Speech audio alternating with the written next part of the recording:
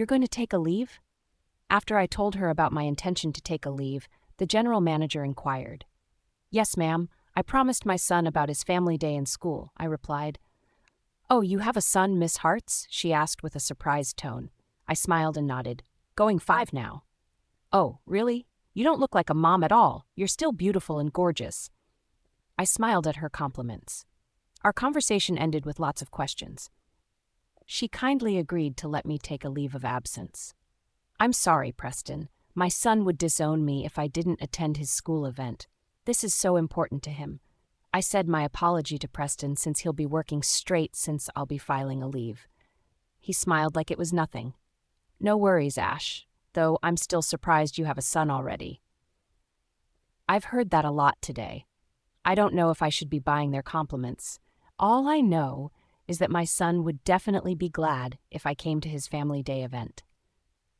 When was it again? He asked. Oh, almost a month from now. He chuckled. Oh, I thought it was this week already. You're overacting, I chuckled. I'm just excited. And also, I'm afraid that something would go wrong if I filed a leave when it's already just weeks or days before the event. Right, the finance and marketing departments are throwing a party since the holiday is coming. They invited us. Do you want to attend? Party? He nodded. Where? I don't know. We only have the dates for now, but are you up? I pursed my lips. I'll think about it. He smiled. You should come. You're new. It's a good chance to make friends. He's right. So I thought about it intently. We changed shifts, even though it's not yet the end of the week, since Preston had an emergency matter. So when I was on the closing shift, I was surprised to see Ace's face on the front desk, looking like somebody had ruined his day. Seems like you found a place to hang out when your lady is not around, I said, scanning the desktop. He didn't say anything, so I just looked at him. His face is in so much distress. Can we talk? I raised an eyebrow. We're talking, he hissed. It looked like I annoyed him. No, I mean, about us. I tried so hard to act as if I was not affected. I swallowed the building pressure in my throat. Us? As far as I could remember, we had already ended the us a long time ago. I said it just enough for him to hear. His expression grew darker. You know, it was never the end for me, Ashina. But you let me go that night. For what more reason could you be here? He was about to speak when some staff came into the desk. Excuse me, Ash. Miss Almason left some papers here. Oh, yeah. I assist the office staff while he's still there standing looking so darkly at me and what I'm doing. When the staff left, I sneered at Ace. Get the hell out of here, or if you're still waiting for your woman, at least have the decency to stay away from me. I'm working. I don't want to lose my job. Stop your crazy stunts. I clenched my teeth so he could see how irritated I am with him. His jaw clenched repeatedly. Get out, I added. His nose flared. I thought he'd fight more, but gladly, he just left. I am so damn tired of our every encounter. I'm stuck between not wanting any conversation with him and my professionalism. The next day, he's there again. This time he's bought something. I'm not sure what it was, but when I saw the familiar logo on the paper bag and smelled it, I knew. I already know. What now? Didn't I tell you to stay away from me? He sighed. His expression is getting better than last time. Yesterday, he was in a rage.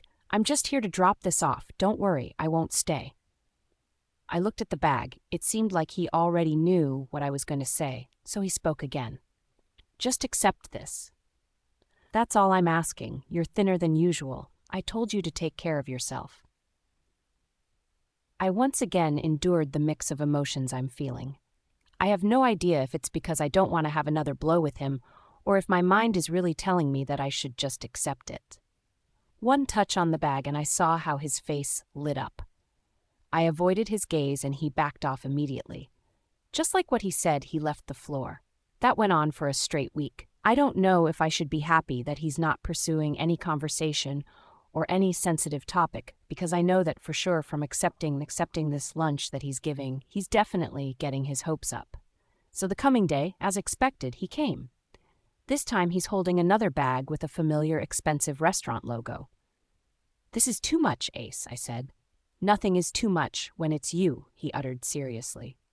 I cleared my throat and avoided his gaze. How about you? Did you have your lunch already? I glanced at him, and even with the cap he was wearing, I noticed the ghost of a smile on his lips. "No," I said. "You should have some of this then," I said, still unable to look at him. He shook his head. "No, that's for you." I nodded lightly. It's at the tip of my tongue already. I'm on the edge of asking him if he wants to have lunch with me, but since I'm still stuck with the last time we argued at the cafeteria, I had to stop myself. "I'll go now," he said. I nodded. "Okay, thank you for this." He smiled. "You're welcome." That's it, and he left. It didn't pass my eyes when I saw how he smiled before he turned his back at me. When the lift closed, the ghost of a smile started to peek on my lips. I rummaged through the paper bag and I saw some expensive dishes in there. And then I saw a green Post-it note and it said, "I took out the cucumbers in your salad. I know you don't like those." I wasn't able to conceal my smile anymore. I smiled with my full set of teeth showing up. I probably look hideous right now. "Ashina?" I lifted my gaze and, to my surprise, I saw Miss Laura. I called her Ma'am. She glanced at the paper bag in front of me. I can sense the anger in her tone. For a while I got nervous, but when she spoke, the weight in my chest lifted. "Are there any visitors here that have the name Ulva?" She raised her brow. "Ulva?" I echoed. She nodded. "So far, I haven't heard of her name ever since I worked here, ma'am. I don't know if Preston had a visitor named Ulva, though." She is fuming mad. She crossed her arms on her chest and raised her brows at me. "As soon as you encounter one, tell me. You understand?" My lips parted. I nodded immediately. "Yes, ma'am." "Good," she said, and left. "Uh-oh, this is bad. You're doomed, Ace. That's what you get for being a womanizer. One big event, then it's party time." Preston joked when we got out of the conference area where workers had the general meeting. "There's this big event that's coming. The company's CEO had to close a huge deal with an investor, so the staff had a run-through of the agendas. It's a big event, so the higher bosses are a bit frantic and all that. They were making sure that no single mistake would be shown." "Have you decided about it?" "About the party?" He nodded. "When was it again?" 2 days after the big event." "Oh," I sighed, "I'm still thinking about it." He laughed, and I laughed as well. "Mother figure," he said, shaking his head. "Right. Haha. Preston, I have a question." I turned to him. "Yes?" "What is the connection between Miss Laura and the CEO?" His eyes became attentive. "Oh, she's the niece of the CEO." My lips formed in awe, and I nodded. That's why her position is a bit intimidating for some workers. I suddenly remembered how she talked to me last time. Right, I should ask Preston now that I remember it. "Preston, one more thing," I said. He became attentive again while we were walking out of the hallway. "Did you assist a guest named Ulva?" Preston pursed his lips. It seems like he's thinking about it intently. "Ulva," he mentioned. Ulva, I think so. You're not sure?" "Yeah, was that the woman who knows Miss Laura?" "Now we're talking. Do they know each other?" "I don't really know, but I think so. Was that the woman who had the same figure as Miss Laura?" My brows shot up. "You mean the woman with the long hair and the hourglass body?" "Well, yeah. They both have high cheekbones and the flick of their brows are the same." He chuckled. I chuckled lightly. "Then that's really Ulva. So you've seen them talking to each other?" I asked again, trying to fish for some information. "I think she came by a few times, but there's only one time I saw them talking to each other. And they seem to be not on good terms," he stated. I nodded after he said that. I stopped by there. Of course, that makes sense. Why would they be on good terms if Ulva and Laura are coming for the same guy? I can't help but feel disappointed thinking about that. Ace surely knows how to play with women. No wonder a foolish lady like me fell for his trap before. That's why ACL happened. And may I just mention their same characteristics? Those are his types, huh? Upon exiting the building, Preston and I went out together since the general meeting had our schedules met. My mind was already flying when I saw Ace standing proudly outside with his hawk-like eyes staring at us. "Will you be riding the bus or the cab?" I heard Preston ask me. I couldn't focus on what he said because my eyes were fixed on Ace, who was staring at Preston. I'll be riding the cab." "Really? All right, I'll be riding the bus. Cab's fare is expensive," he chuckled. I smiled raw. "Bye, I'll go now." "Bye," I said before he fully went out of the way. I stopped at the 3rd step of the stairs, feeling the presence of someone on my back. I decided to just go on, but of course, as expected, he stopped me. I'm curious how your baby would react if he found out the front desk boy was hitting on you. For a while, what he said processed on me. When I realized that the baby he was implying was Pierce and not Aciel, I faced him. He's being nice and friendly as my coworker. Of course you would give it meaning because that's how you live. I rolled my eyes. He spat a chuckle. Now you're accusing me. Because you are accusing my friend as well. I fought back. Then good for you, I just hope your baby is cool with it as well. I gritted my teeth. Of course he's cool with it. Half of it is about the truth and half is about the lie.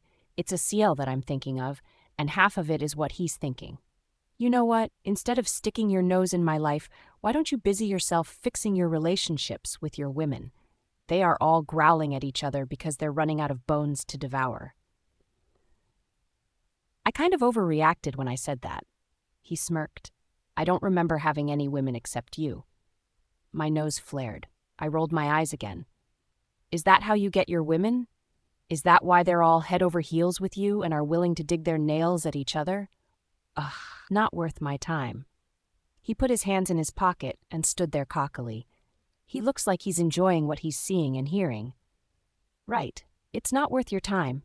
You don't need to fight them because the bone is yours already, he smirked. My eyes widened a bit. And I don't remember myself lying to you, he said, connecting with his earlier statement. For the nth time, I rolled my eyes again. I don't remember you being a man whore as well. The Ace I remembered was disgusted with any woman she met. His smirk became wider. He scratched his eyebrows handsomely. I'm not disgusted with women. It's just that I've got my eyes on you only. I hid my growing smile by rolling my eyes and avoiding his gaze. I frown at even trying to hide it, but I'm so bad at it. All I could say was, wow, what an asinhole. Stop, he uttered coldly. Stop what? I even crossed my arms over my chest. Stop that. What that? I sound annoyed. Stop rolling your eyes at me, I hissed. And why? I roll my eyes as long as I want to. He smirked playfully. Then go on, roll your eyes in front of me and kill me slowly by getting a hard-on. He's changed. That's what I noticed. He's a complete asshole now. He's not making any sense. Mommy. I smiled at my son and hugged him. I didn't tell him that I'd be fetching him from school today. I surprised him and it seemed effective. How's school? I asked. Fine, Mommy. You didn't tell me you were coming, he said cutely. I patted his head and brushed the tip of my nose against his. Where's your teacher? I asked him. He pointed to his classroom. I got his bag and I lifted it for him. This is one of the reasons why I'm here. I needed to have updates regarding Aciel's school. I want to give him as much attention as I possibly can. His teacher greeted me as Miss Hartz. She smiled at me and looked at Aciel. We let Aciel sit on one of the chairs for just enough time where he wouldn't hear our conversation. You went and got him today. I smiled awkwardly. Oh, yeah. Is your friend busy? She inquired skeptically. My eyes blinked in confusion. My face turned sour when I realized who she was referring to. Oh, he's working, I answered rawly. Pierce has been picking up Aciel for the past few weeks since I'm working in the city. I don't know what kind of scenario they had with that span of weeks, but for sure that's a bit awkward for the both of us. Aciel's teacher might be wondering what kind of a weird setup we have. Anyway, I came here to ask about Aciel's. How has he been so far? I said. Aciel is excellent when it comes to his studies, though he's lacking in recreational activities. My brows furrowed listening to her words. Why? I just noticed how aloof he is to his classmates. I glanced at my son worriedly, who was sitting seriously on the chair. For a while, I thought I saw Ace's face. Gosh, his genes. Why do you think so? Is he perhaps having problems with his classmates? Any petty fight or something? I asked the teacher. She pursed her lips. I've been keeping an eye on him the whole time, and trust me, there's nothing wrong with his classmates, or with him. I'm just worried about his social life, since he barely wants to make friends. I sighed heavily. He's an only child. Maybe that's it. She smiled. Most of the only child are so engrossed in making friends. I don't think your son is in that process, Miss Hartz. I could only sigh.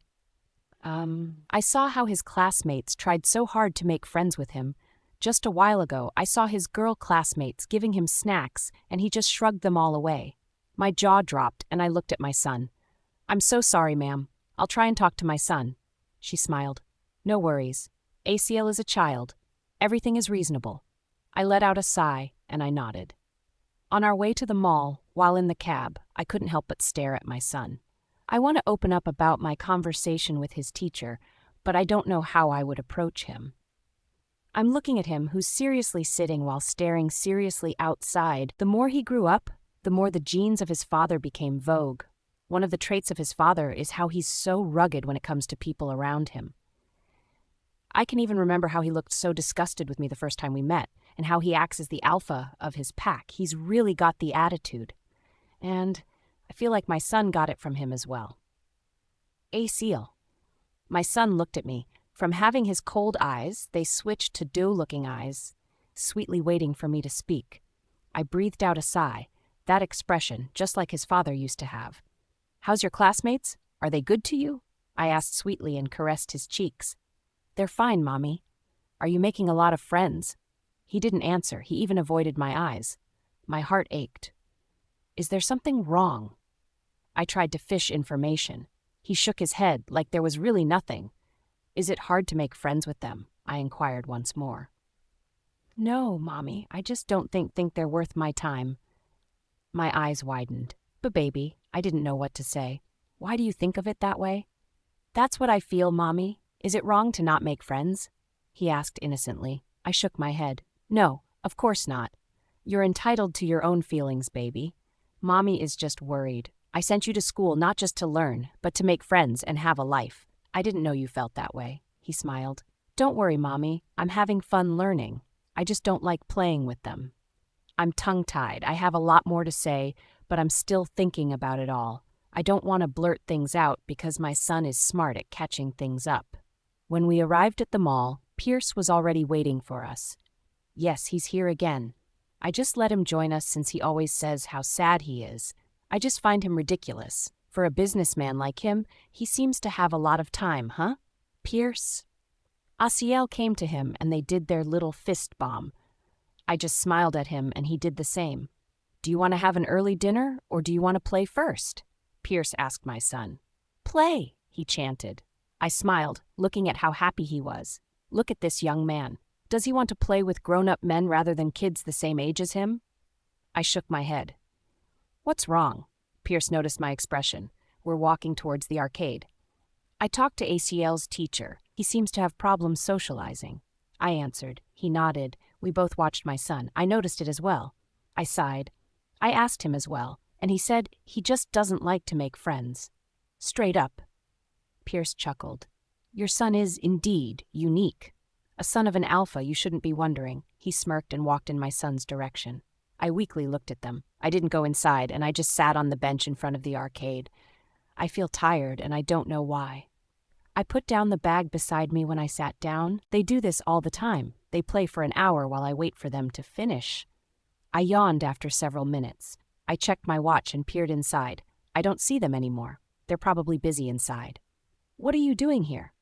I sat up straight, and my eyes widened at seeing Ace. He's looking at me with the same eyes my son has. He's confused and innocently asking.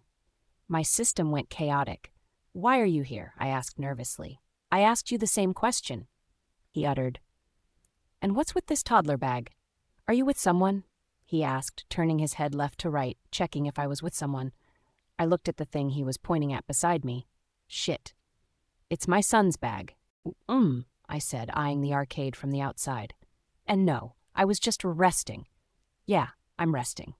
I'm nervous. I admit that. I couldn't help but to keep an eye on the arcade's entrance, hoping and praying that they wouldn't get out yet. Ace's brows met each other. He's eyeing me intently, and based on his expression, it seems like he's not believing what I'm saying. How about you? What are you doing here? I asked and eyed the arcade once again. His expression softened a bit, but the slight hint of doubt was still evident in his face. I was about to buy something. Ah, I answered nonchalantly. He eyed me curiously again. Are you waiting for someone? He asked. My eyes widened again. I shook my head harshly. No, I told you I was just resting. Here? Yeah, what's wrong if I rest here? I was walking and I got tired, so I rested here. He didn't answer. I watched the entrance, and from outside, I saw Pierce and Asiel playing one of the games the arcade has. My breath hitched. Pierce, with the huge smile on his face while playing with my son, brought his eyes to me, and his smile immediately disappeared. And just right on time, Ace was about to turn his head towards the arcade, but before he could even do that, I grabbed his hand and pulled him out there. "What are you doing?" he asked, confused, while I was dragging him out there. I shut my eyes. I left them. "You're buying something, right? Let's go," I said without looking at him. "Oh yeah?" I heard the playful tone in his voice. I hissed and dragged him until we were far out there. I stopped dragging him when I calmed down. Now I'm assured that he will not see my son. But still, I have to tell Pierce. I awkwardly let go of his hand when we stopped. His eyes had a meaningful look went into it. I cleared my throat to ease the awkwardness. "You're buying something here?" I eyed the apparel store for men. He smirked. "Yeah." I avoided his gaze. When did he even learn to dress up? I prefer him with his white shirts and jeans, more with his cloak and nakedness. Ahem. "Okay, I'll wait here." "No, you'll wait inside." He took my hand, and this time he dragged me. Ace is busy buying clothes inside. He didn't even ask for my opinion. It seems like he's really an expert on this now. It's not that he needs to ask for my opinion, though. With the sales lady as assisting him, and I could sense how they were flocking their lashes at him.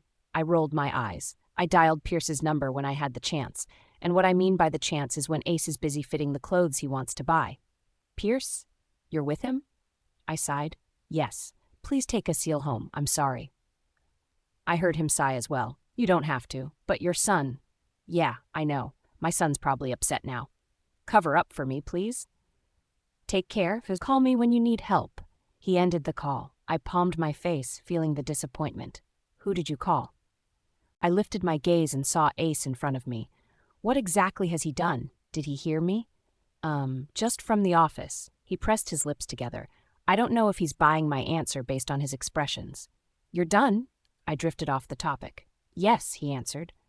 "Where are your purchases?" I eyed his back. "I'll have it delivered to my unit." I stopped. "Unit?" As an answer, he simply blinked. I eyed the surroundings before speaking again. "You're living here in the city?" I felt that he had become uncomfortable with that question. "Isn't that dangerous? How about your pack? Does Lucas know?" I asked curiously. I couldn't help but worry. "You're not going home to the castle?" I said just enough for him to hear. His jaw clenched repeatedly. He avoided my gaze. "Let's go." He then snatched my hand and made me stand up. I was surprised that I couldn't utter any words. "Where are you taking me? Let go." He looked at me with menacing eyes. "When you snatched and dragged me a while ago, I didn't say anything, so you better shut up." My jaw dropped. "Hey!" I have a lot of questions, but it seems like he doesn't want to say a thing. "Shh!" I said. "Where are you taking me?" "We'll eat. I'm famished." "Then eat alone." He stopped and turned to me. "Why not? You're available. You were just resting when I saw you," he asked. "Unless you're with someone." I gritted my teeth. "Let's go," I said as I passed by him. Damn this wolf. He pulled me like a spring, and I bounced towards him again.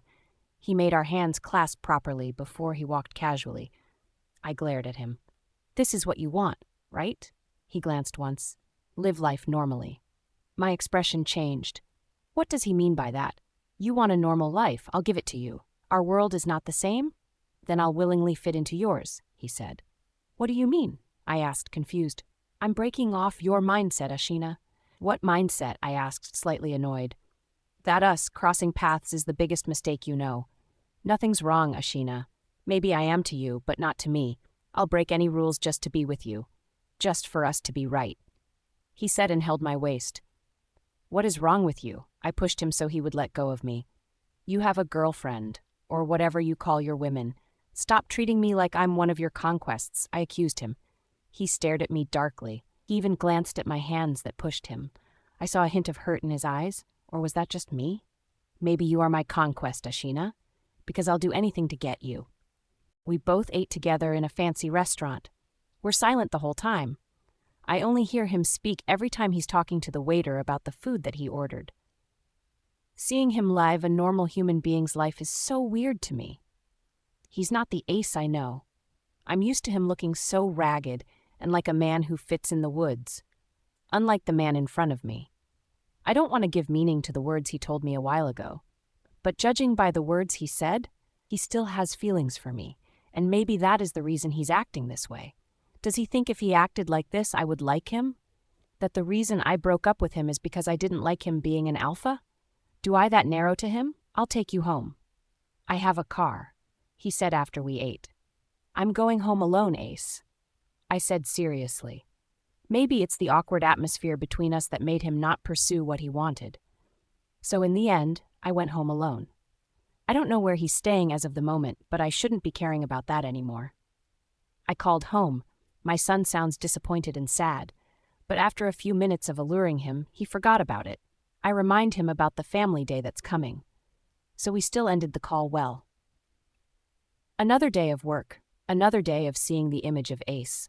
I exhaustedly sat in the cafeteria and avoided his gaze. I saw from my peripheral view that he came to my table, and as expected, he sat there. I pretended not to see him. He silently ate in front of me and didn't dare say anything until I finished. You're full? I eyed him. I didn't answer him. I stood and left him. He is consistent. If he's not present when it's lunchtime, he'll be waiting for me at the lobby during my out. When I was on morning duty, he would come to my desk and hand me takeout food. All that time, I treated him coldly. I know he's not going to listen to me when I tell him to stop.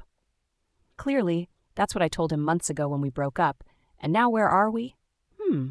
I'll be waiting for you in the lobby. Ace told me before he left. I breathed out a deep sigh. I don't get why he's doing this. Why does he need to find me when I just refused his offer to drive me home? This man. Persistent, huh?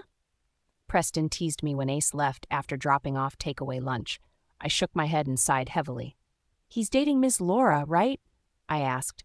I've seen him with Miss Laura, yeah, but I don't know what's going on with them, he answered. All right, I'll go now, Preston, I said because it's already his shift. Bye, Ashina. And as expected, after I ate my late lunch, I saw him waiting for me in the lobby. I stopped for a second and continued walking. Ashina, please let me take you home. He convinced me by trailing after me. I ignored him and continued walking out of the building. Ashina, please, I just want to make sure you're safe. I ignored him still, even his voice is slightly shaking me. The way he pleads reminds me of my son's dream of having a father. It hurts my heart. Come on, please. I stopped when he grabbed my wrist. I looked at his hands and at his face. His jaw clenched, and I could see a slight nervousness in his expression. Ash. We both turned to face the voice. I saw Pierce in his usual businessman's attire. Behind him was his car. My eyes widened a fraction. Why is he here? I felt Ace loosen his hold on me. It's my time to turn my head to Ace again. And I'm not joking when I saw his face that I couldn't explain. It's like he had a hard time letting me go, but he had no other choice but to do it. Right, he whispered, but I heard him still. Go. He commanded before he turned his back slowly and walked away. My heart just got crushed and went refined. Seeing the man I love walk away from me with the thought of something that's not right is painful for me. But just like him, I don't have a choice either. I know I want to tell him that this is all wrong, how I wish to explain it all to him and soothe his pain and disappointment with my words. But no, that's not what my body had chosen to do. I spaced out the whole time Pierce was driving. I would love to go home, Pierce. Of course. I know he's planning to take me out for dinner again, but he's already heard me. He has nothing to do already. I was on the verge of crying, but I just didn't want him to see me crying. So when I got home, I cried all my regrets with his image in my mind. I cried until I fell asleep. Big day, huh? Preston teased me while we were both busy at the desk. We are wearing the uniform that we don't usually wear, just for special days in the company. I laughed lightly and shook my head. I could feel the heavy aura of the building the whole day. This is my first time encountering this kind of situation in a company. It's fun, yet it's a bit nerve-wracking. You'll take over the guests, and I'll entertain the calls and emails, Preston said. I nodded and focused on our own work, just like how we talked about this in the meeting. Until lunch, every wing and department were focused. After lunch, Preston and I changed places. He took over the guests while I looked after the calls and emails. When all of a sudden, a woman's heel clacked in the hallway, and the next thing I know, she's banging on our front desk. Where the hell is Laura? Tell her to come the fuck out! Ulva, what do you mean she's not here? Of course she's here. Tell her that I'm here, she scandalously shouted at Preston's face. I bowed my head lightly, thinking that she might have noticed me. I think she's so focused on her pent-up anger that she didn't bother to look around her. It's not that I'm scared for her to see me. I just don't want any scandal here. I'm working, so please not here. Ma'am, Miss Laura is out. There's an event going on, so... Preston wasn't able to finish his words because Ulva screamed already. I found her so weird, and I'm half scared that due to her anger she might suddenly show her wolf. I looked at my hands that were on the keyboard of the computer, and I saw how they were shaking uncontrollably. I gulped and held it together. I look so calm and composed, but I'm breaking down inside. I know she banned me here. You fucking liar! When I saw how ready she was to catfight Preston with her long red nails, I gasped. My eyes widened, and the people around us gasped as well, seeing the situation. What a shame, Ulva. Like a suspense scene in a movie, all our eyes went to the voice that spoke. My relief came after I saw that she didn't continue slashing Preston's throat. I held my chest and I eyed all of them. Ulva's heavy breathing welcomed Laura. She's fuming mad. Laura was just smirking as she held a few clear folders in her hands. It's almost like a mirror. They both have the same features. It's just that Ulva's skin is a bit darker. I could only feel disappointment. How could these two argue about a single man named Ace? You slut, Ulva screamed. Her back was facing me, but I could still feel his anger by the way she clenched her fist and how his shoulders shook. Slut? Slut gains money. I only gain time and attention. She mocked her. Fuck you. So I'm right. You are the reason why Ace isn't replying to all of my calls and messages. You were fucking my boyfriend all this time. I gritted my teeth. What a term. Do you mind getting inside my office? I could tell you more. I chuckled inside me when I heard Laura. Can I really bear to hear all this? I'll fucking kill you. Ulva ran into her and grabbed her by the hair. The people gasped and murmured. 2 men tried to stop them, but both of them were unstoppable. I saw Ulva take over the fight. She scratched her with all her might while Laura was trying to grab her hair. The office staff are all screaming. I even saw some higher-ups try to stop them, but they didn't halt them. I checked the time on the computer. It's almost closing time. Maybe the reason why they all came here is the party that was celebrated at the hotel on the lower ground of this building. How dare you act like you're special? You're nothing but a slut. I heard Ulva's voice. Why don't you fecking ask your boyfriend first if we've met these past few weeks? Why are you looking for your boyfriend? Why? Is your bed so lonely and cold, Ulva? Uh-oh, that clicked a horn in Ulva. She immediately dragged her hair and tried to bang her head on the floor. Everyone shouted. Fortunately, Laura was able to fight back, and she scratched Ulva's face with his long fingernails as well. Wow. The lift tinged and went up.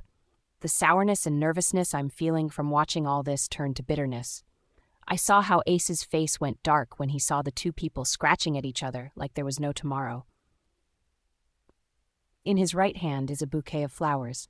I don't know, and I'm no longer interested in knowing if he was supposed to give that, but all I felt was bitterness from watching the scenarios. Ace put down the bouquet immediately and came to Ulva and encircled her in his arms to her waist and dragged her so she could stop hurting Laura. I couldn't even swallow the pressure in my throat seeing him touch her. No! Let go of me! Let me kill that slut! Ulva roared. Motherfucker! How dare you touch me with your filthy hands? Laura stood with the help of some people around her. Tell her, Ace. Why don't you explain and fix things with your woman so she'll not act so desperate in public? Laura pointed at him. Ulva fixed herself, but she's still looking like a mess. I watched Ace's stressed face. He's whispering words to Ulva, and I feel like those words are calming her down. The hallway was filled with silent whispers. Laura is fuming still, while Ulva seems a bit calmer right now. I think what Ace said to her was effective. My heart ached. So they're at that point in their relationship, huh? One can tame and one was to be tamed? Wow. Laura walked into Ace's direction, and in a snap, everyone's jaw dropped when she slapped Ace. Even my eyes widened. What the feck? Ulva the Luna immediately defended her alpha. She turned into a defensive stunt even though she's still fuming mad and a hot mess. I don't deserve to be treated like this. I am not a mistress, Ace, so explain your shits to your woman. Laura walked out. My shoulders weakened. I smirked without any humor. I couldn't bear to see all this. I think I've seen enough already. Preston, I'll go now, I whispered to Preston. He eyed me. Are you all right? You look pale. I swallowed and smiled raw. I feel sick. You should go now, he encouraged me. I nodded and glanced at the bouquet once before leaving the premises. I don't want to watch it anymore. What Ulva did was something I wouldn't be able to do as a Luna. Well, as if I have the chance. And if ever I have, I don't think I would be entitled to accept it. Not at all. I don't deserve it. A weak human like me will never be deserving of that title. The night has come for me to walk in emptiness. I also do not know. I just want to get away from people who know me first. I seem to want to rest in the world I inhabit. When I saw the scenario of two women earlier who almost killed each other just because of him, I was given mixed emotions. People really have different battles to fight for. There are people who are willing to bet anything just to get what they want. Others are willing to bet nothing for peace and silence. Why do I feel so bitter? Maybe because seeing that scene, I realize how unworthy I am for Ace. Maybe it wasn't just one or two who wanted to fight for him. While he was chasing me over and over again, here I am, couldn't even gamble a little. I felt it before. One time I saw Ulva kneeling to him. I realize I'm getting overly affected when it comes to things I can't give him. I always feel like I won't be deserving of his love because I'm not like them. My feet carried me to the place where we used to walk often. The familiar breeze of air, the warm lamp post, the overlooking scenery. I stood on the fence that served as a barrier for the road and ravine. I looked into the distance, longing to see the castle, but I did not see it. I sighed heavily. My decision is right, isn't it? From then until now, I still want to believe that my decisions were right. I still believe that Ace and I just repeatedly cross paths because it's a test. I looked at the far side again. I don't know why I seem to be longing to see the castle now. There is a part of me that seems homesick. If only I was also born with a wolf, but that's not the case here. That's exactly why my parents gave me away. If only I was like him, it wouldn't be this difficult. I hope we can be for each other. I no longer have to hide, walk away, and deny how I feel for him. A bead of tears dripped down my cheek. I immediately wiped it off. It seems like the weight of my chest is the answer to lighten it. I cannot deny that in the many years that have passed since I saw him from the very first time, until now my heart still beats for the only man who owns it. If only the heart could be taught. If only the heart could be commanded to love the person more deserving. But the system is not like that. It hurts to think that until the very end he still is the only one. He's still the reason why it keeps throbbing. So I'll only find you here, huh? My whole well-being stopped when I heard a very familiar voice. I quickly gave a glance in the direction of the voice, and I was not mistaken. I saw Ace standing not far away while holding the seemingly withered bouquet of flowers. His eyes were dark as if there was a hidden wave. I seemed to have been carried away by his wave. My lips trembled. I immediately bit my lower lip to stop the sobs that's gonna escape. I chuckled lightly. That sounded almost like a sob. I laughed a little and the tears kept coming. I noticed his astonishment as he stared at me. He approached me and stopped only a few inches away from me. I've been looking for you everywhere. I went to the building earlier. There was a commotion. I was looking for you, but your coworker said you came home early. I nodded as I looked at my foot. I couldn't bear to look at him. My tears kept flowing even though I had a smile on my face. He also didn't seem to know that I had seen the commotion made by the women who stumbled upon him. Why are you crying? Tell me who the feck made you cry, and I'm gonna kill whoever that person is. His voice was cold and scary. I laughed even more. It was as if I was mad crying and laughing in front of him. If so, will he kill himself? Extraordinary fate, indeed. I took a deep breath before wiping away my tears and smiling at him. I could see the mixture of confusion, anger, and concern in his eyes. I pointed to the flower in her hand. Was that for me? The expression in his eye changed. I saw how he was a bit lost in himself and also looked at the flowers in his hand. He handed it to me with a hardened expression. Yes. I'm sorry it kind of withered already. I looked for you the whole afternoon, he said. I smiled and nodded. I accepted the flower and I looked at it heartily. I remember very well how he kept it away from the chaos earlier. There was some pain that went through my heart. Is it possible to be this happy while you are hurting? Why are you here? I asked him. Shouldn't I be the one to ask you that? This is the last place I expected to see you. I smiled lightly. I don't know. Maybe I missed the silence of the countryside. The city is too chaotic for me. My words had other meaning something, but I'm sure he won't understand it anymore. He didn't answer me. I could feel his suspicion, maybe because he was used to me not talking to him properly or because I was always walking away from him. So I understand why he reacts like this now that I'm talking to him casually. How are they? Did you fix the mess in the office? His jaw moved in a harsh way. I chuckled lightly, hugging the flowers. I saw it. I was there. His lips parted. It seems like he wanted to say something, but no words came out of him. That's what you get. You shouldn't put women in your life at the same time, Ace. Look, you are also having a hard time, I said calmly, my voice mixed with humor. He didn't answer for long, but he uttered words after seconds. You're the only woman in my life, Ashina. You're wrong, I contradicted. I've crossed your world for you if you still can't see that. I pursed my lips. The pressure in my throat builds up once again. I felt my tears welling up, so I quickly faced the fence again to face the vast scenery. Oh, I breathed. The castles know you're here.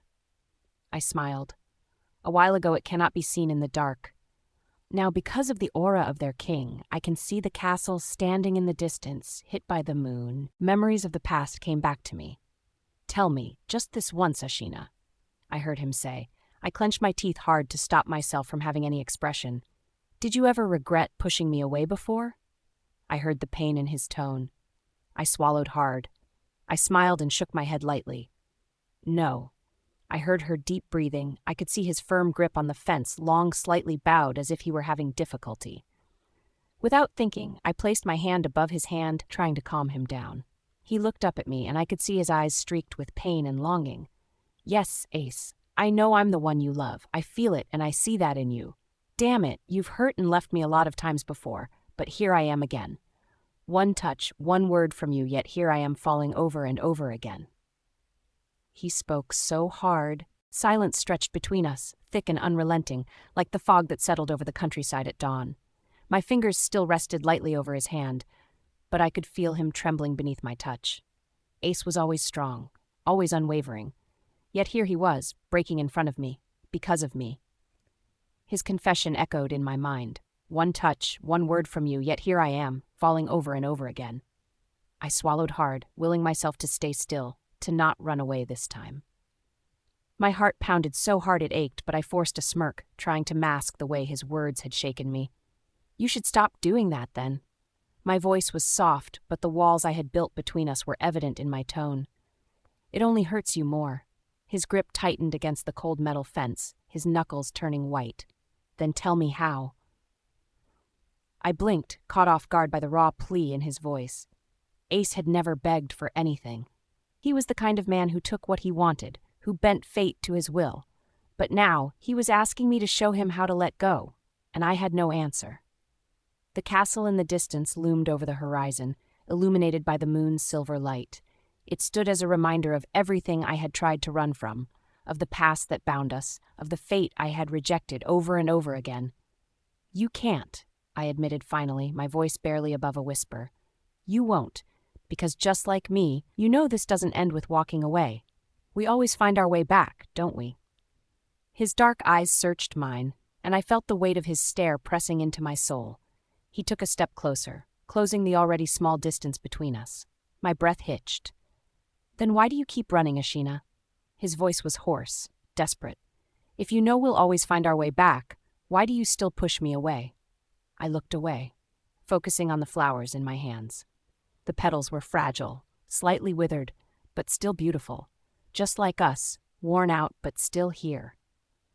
Because loving you means losing myself, I finally admitted. And I don't know if I can survive that. The wind howled softly around us, but I barely felt it. Ace reached out, his fingers tilting my chin up, so I had no choice but to look at him again. You won't lose yourself, he whispered, his gaze burning into mine. You'll find yourself with me. My heart clenched painfully. If only it were that easy. A tear slipped down my cheek, and before I could wipe it away, his thumb brushed against my skin, catching it. The tenderness in that small action undid me. I had spent years running from this, from him. But the truth was, no matter how far I went, no matter how many times I convinced myself that staying away was the right thing to do, I always ended up back here. Standing before him, my heart still beating, only for him. "I'm scared," I whispered, the confession tumbling out before I could stop it. Ace exhaled sharply, his hands sliding to cradle my face. "Then let me be scared with you." I bit my lip, my walls crumbling piece by piece. "I don't know how to stop loving you, Ace." He let out a soft, bitter chuckle. "Then don't." The night swallowed our words, the wind carrying them away into the darkness, and for the first time in a long time I allowed myself to lean into the gravity of him, into the pull that I had fought for so long. Maybe, just maybe, I was tired of running. The moments stretched between us, fragile yet unbreakable. He moved closer, his presence wrapping around me like the night itself. "I never asked you to be fearless, Ashina. I only asked you to let me in." I clenched my fingers around the withered flowers, the scent of them mixing with the crisp night air. "And if I do, what happens then?" He exhaled, his forehead leaning against mine. "Then we stop pretending, we stop running, and we finally face whatever this is together." Tears welled in my eyes again, but this time they weren't just from pain, they were from hope. Hope that maybe, just maybe, I could let myself fall one more time. The sound of rustling leaves made us turn slightly. The world around us was quiet, save for the distant hooting of an owl.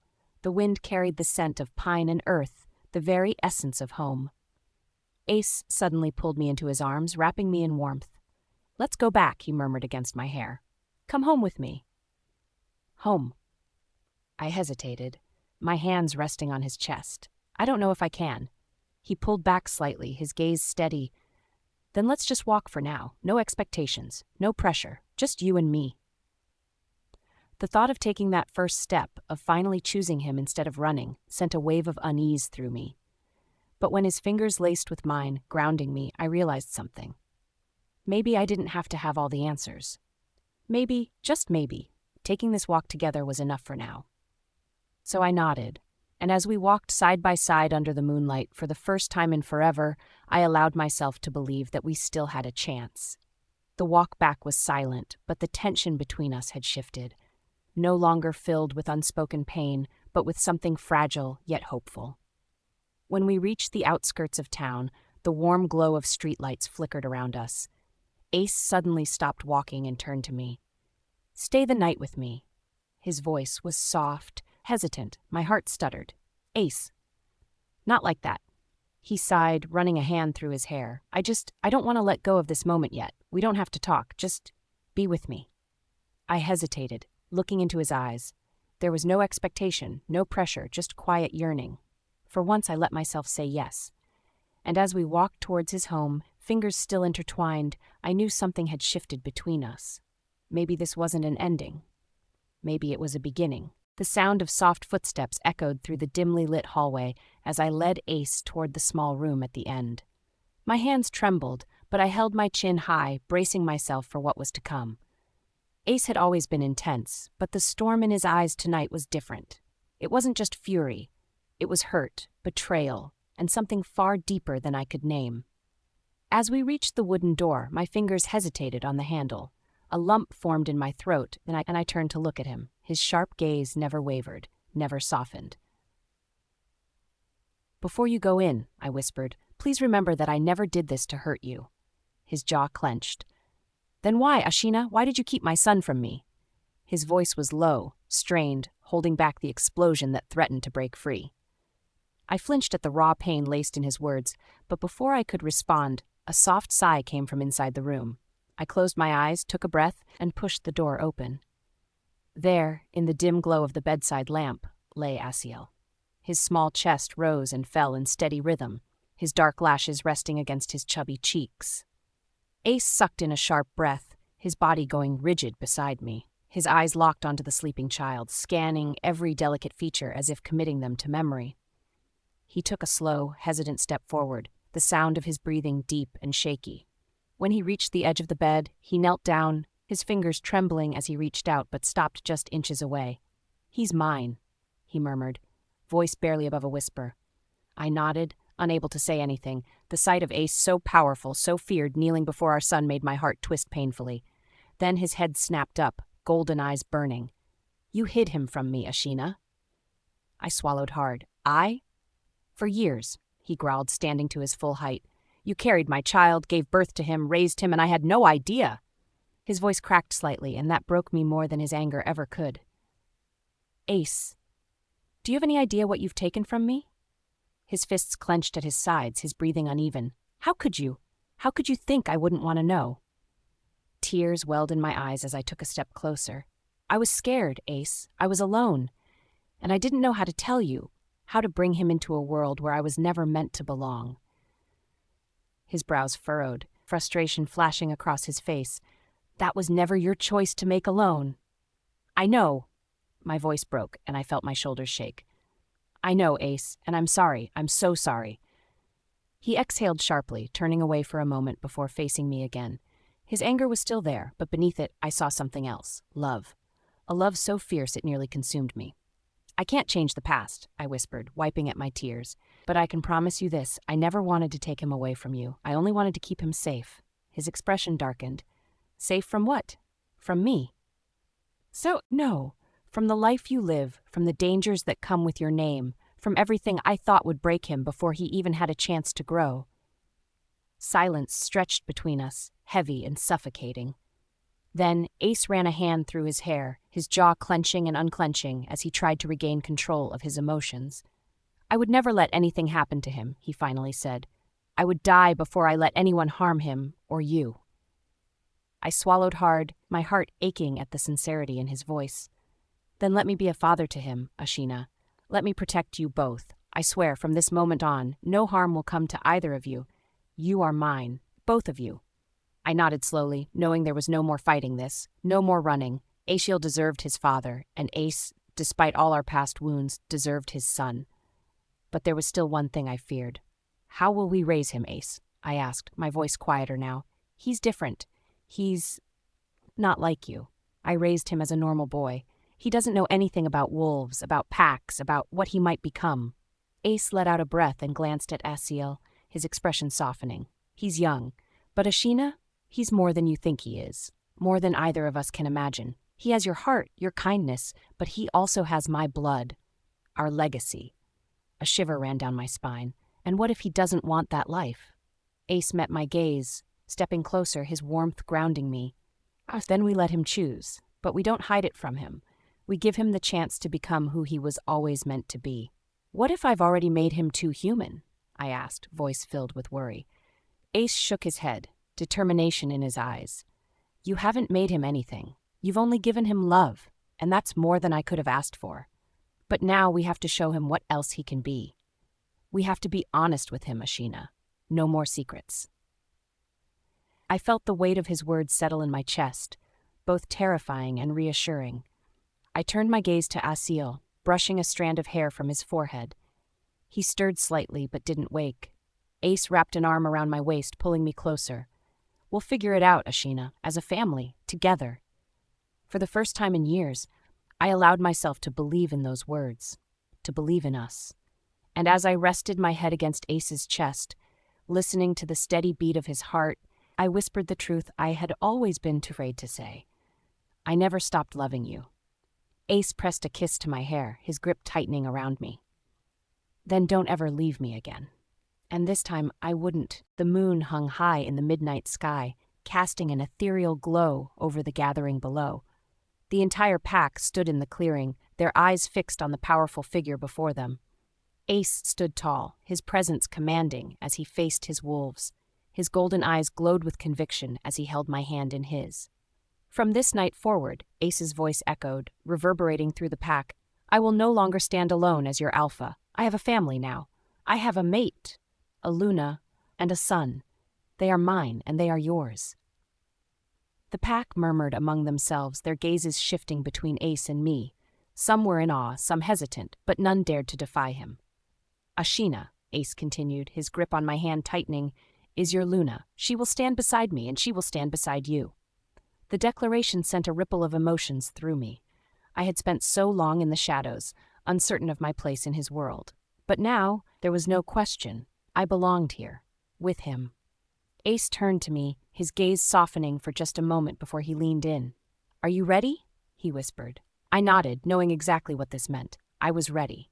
That night, as the castle stood under the moonlight, Ace and I became one in the most intimate way possible. His hands traced every inch of my body, worshipping me, claiming me. With every touch, every kiss, I felt our bond strengthen. And then, when the moment was right, he marked me.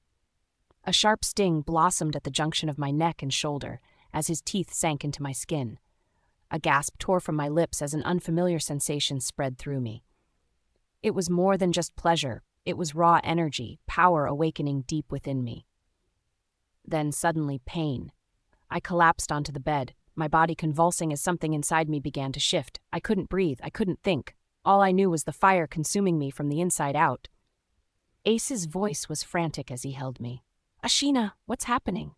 I couldn't answer. My body twisted and contorted, my bones snapping, my muscles stretching. Then a brilliant light exploded from within me, illuminating the entire chamber. A deep growl resonated through the walls, but it wasn't Ace's. It was mine. The pain faded, and as I slowly rose, I could feel the weight of my transformation settling over me. I stood on unsteady legs, my body feeling foreign, yet completely natural at the same time. I looked down and gasped. My hands, no, my paws were covered in luminescent white fur that shimmered under the moonlight. My reflection in the mirror across the room showed me what I had become. My hair, once dark, was now pure white, glowing like the stars. My skin, pale and radiant, looked almost ethereal. My eyes gleamed an intense silver, no longer the soft brown they once were. Ace stared at me in awe. "Ashina, you were never powerless." I took a deep breath, feeling the immense strength coursing through me. "I feel different," I admitted, my voice carrying a strange, melodic echo. Ace slowly approached, brushing his fingers over my fur. "You're not just any Luna, Ashina. You were born to be something more." A presence stirred inside me, something ancient and powerful. Then the realization struck. My hands hovered over Ace's chest, and a golden glow emitted from my palms. The wounds from his earlier fights closed instantly. A healer. I was a healer. Ace's pack gathered around, whispering in astonishment as they watched me heal another wounded warrior. The air buzzed with newfound reverence. "She's a gift," one wolf murmured. "She's our Luna," another declared. Ace turned to them, his voice filled with pride. "Ashina is not just my mate. She is the heart of this pack, the protector of our kind, our Luna." The entire pack howled in unison, welcoming me in a way I never thought possible. Then, just as suddenly as it came, the energy inside me began to shift again. My body tensed, and a wave of heat rolled over me. My limbs trembled as I felt another transformation taking over. "Ashina?" Ace's voice was laced with worry. I closed my eyes, letting the sensation guide me. The light around me dimmed, my form shrinking back, bones realigning, muscles shifting. When I opened my eyes again, I was back in my human form, but something had changed. Ace's breath hitched. "Ashina, you're—" His voice faltered as he reached out to touch my face. I followed his gaze to the mirror, and my heart nearly stopped. I was still glowing. My hair was now an iridescent shade of white, cascading down my back like liquid moonlight. My skin was luminous, shimmering as though touched by the gods themselves. My eyes, they were otherworldly, reflecting the light of the stars. Ace traced a finger down my jaw, his touch reverent. "You look divine." I turned back to him, my hands trembling. What does this mean?" He smiled, a mixture of pride and admiration in his gaze. "It means you were never just a human, Ashina. You were meant for more. You were meant for this." He pulled me close, his lips pressing against my forehead. "My Luna, my love, my mate, you are finally home." The door suddenly creaked open, and a small figure ran inside, rubbing his sleepy eyes. "Mommy? Daddy?" Aciel's tiny voice echoed in the chamber, his silver eyes blinking in confusion. I crouched down, gathering him in my arms, his warmth melting into me. "It's okay, my love. Mommy is just changing." Ace knelt beside us, brushing Aciel's hair back. "Your mother is strong, Aciel. She is magic itself." Aciel smiled sleepily, snuggling closer into my embrace. "Then I have the strongest mommy and daddy in the world." Ace met my gaze, a deep love reflected in his eyes. "Yes, son, you do." As we sat there, wrapped in each other's warmth, I knew this was the beginning of a new era. Not just for us, but for our entire pack. We were finally complete, together as a family, as a pack, forever.